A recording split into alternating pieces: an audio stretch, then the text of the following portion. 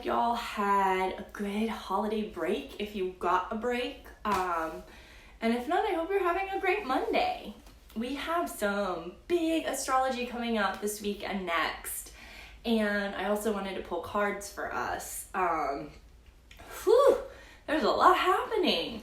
And the most important thing is to remember to be present with yourself and honoring what you need. And that is true no matter what day it is, no matter what's happening. Good morning, y'all. Thanks for joining. That's like, no matter how crazy or chaotic or bad or good things are, there's like this little anchor we can create for ourselves in the midst of everything going on. And that's just to like, first be with yourself. Pause, check in, stop, breathe.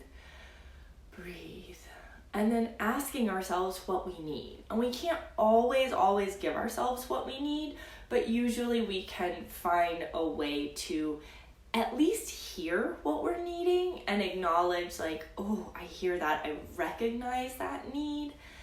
And sometimes that, it's not always about even being able to meet all of our needs or wants, but just acknowledging it and saying, I hear that, like I hear that I'm really needing some downtime right now, and my mom's in the hospital, and I have this huge work deadline, and whatever it is, my backyard's on fire and I have to evacuate my house.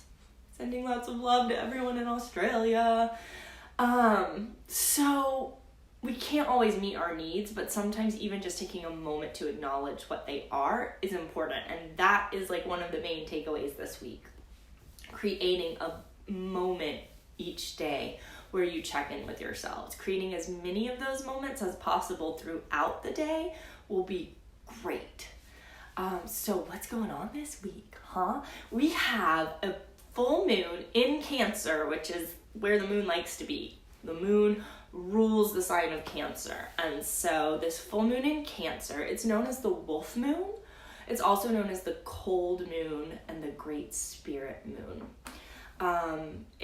For different reasons. It happens when it's cold. It happens when, in certain parts of the world, when the wolves you can really hear them. It's quiet.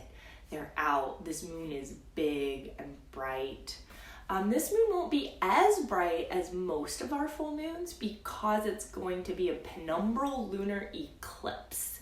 And that just means that the moon's going to be partially in shadow. Now, we won't see it where I am in Atlanta, but in the north parts of the East Coast and in other parts of the world, like they'll be able to see that the moon is going to look darker than normal, but it's not like a full lunar eclipse where the moon completely gets blacked out. This is just a shadowed moon where it will look a little darker. Hi, Roxy, good to see you. Happy 2020. Oh my gosh, yeah, it is. It's 2020. Look at that. I'm still getting used to saying that, even though I'm excited for it. So this lunar eclipse that's happening at this full moon on Friday, January 10th, it's really going to be highlighting and asking us to release the ways we sacrifice our experience of unconditional love, of nurturing, where sometimes we have to, right? But like, that's not actually true.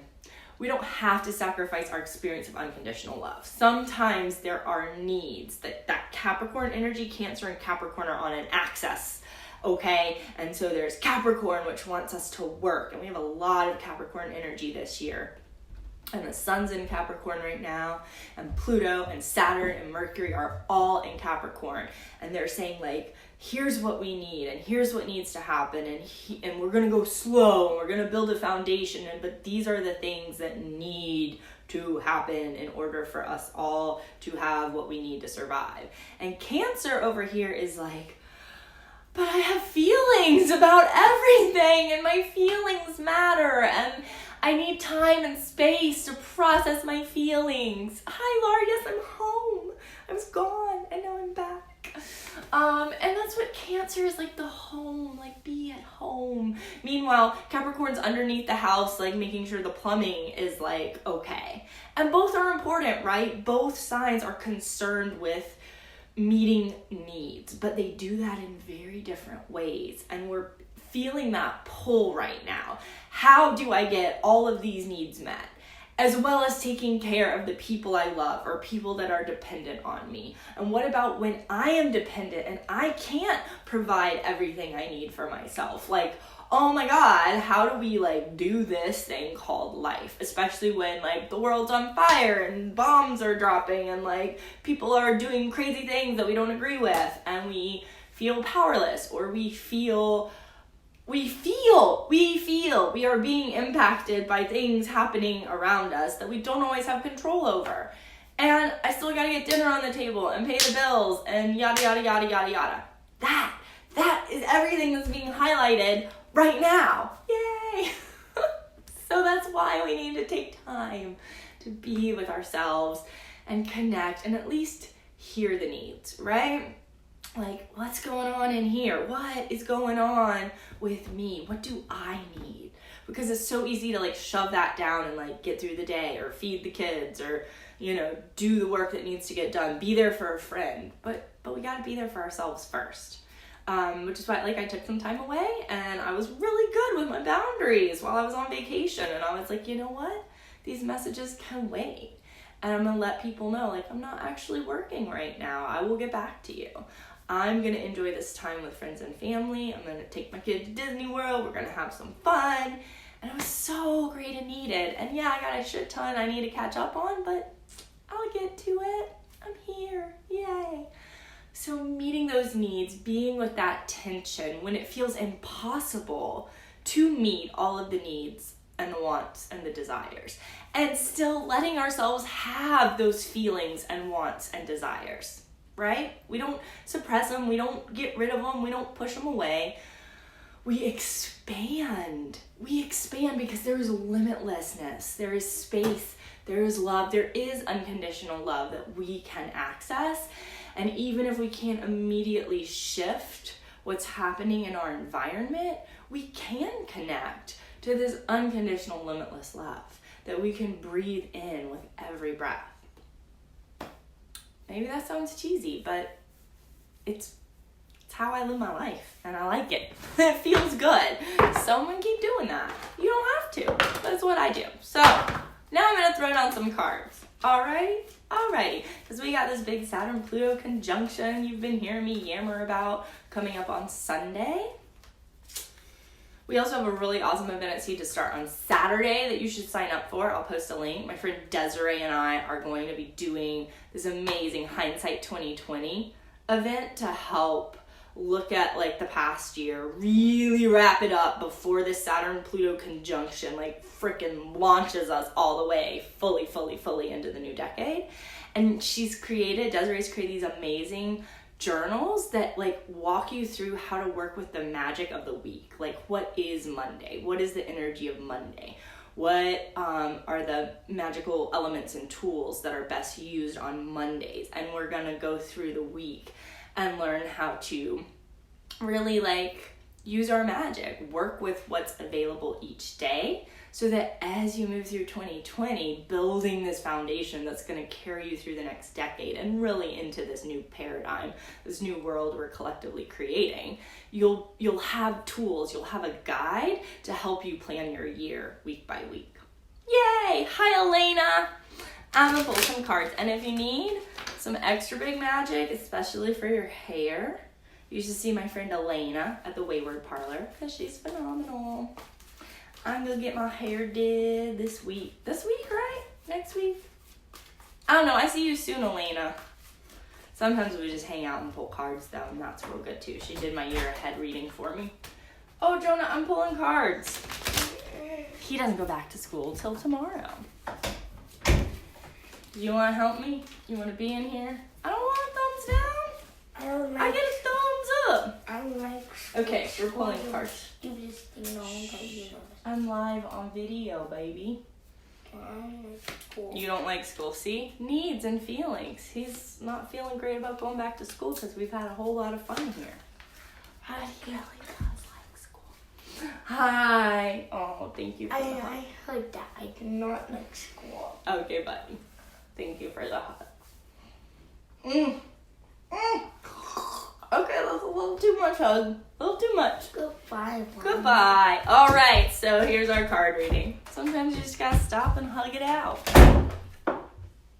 Here we go. 10 of Wands. Look at that. What was I saying about there's these conflicting needs and wants and feelings, and we're carrying it all. We're feeling it all. We're feeling the pressure, right? But the 10 is also the end of a chapter. Wands are our passion, creative energy, desire. So something is reaching an end point or a maxed out point, and we're gonna have to stop and, well, get across the finish line and then regroup, all right? We're not gonna go on like that forever. That's too much to carry. We're gonna figure this out. How? I don't know. Look what card came next. We have Judgment. There's going to be a reframing. We're going to, if we can drop in to what we're feeling right now, to the inherent tension of the times we're living in and of our own unique lives and situations, if we can really just be present with ourselves. And that's why I'm saying keep checking in with you, keep honoring you, keep offering yourself at least a little space and breathing room right now. It's going to shift our perspective. That's what the Judgment card is really about. There's a bigger picture that we might not be able to see just yet. But if we give it a little time, we're going to see it. We're going to get the bigger picture. And that's what's important right now. I was just messaging with a friend of mine that's in New Zealand, and she's having a very different experience right now than we are having. I mean, we're all having our own experiences, but like literally the sky for her is orange right now because Australia is on fire.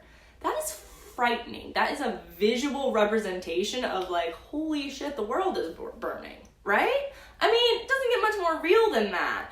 And she's like on an island on the other side of the world, like far away from like most of the people she knows. And that's hard. Sending love. Send love to my friend in New Zealand, and send love to all of Australia. I have a lot of friends there too. So, Judgment, there is a bigger picture. And she was saying that. She's like, I know there's a bigger picture. It's just kind of hard to see when the sky is orange. Right? That's scary. That's scary shit. I'm looking at this like beautiful blue sky right now, but that's not the reality everywhere, and I know that. So, the more we can connect with ourselves, the more we can come in, actually the easier it is to see the bigger picture and stay aligned with it, but also present to ourselves and our needs in the day-to-day, in the moment. Sometimes we just gotta stop and like, I don't want to go to school tomorrow, and I want to hug my mom. All right? Okay, so end of the week, final energy of the week. King of Cups reversed.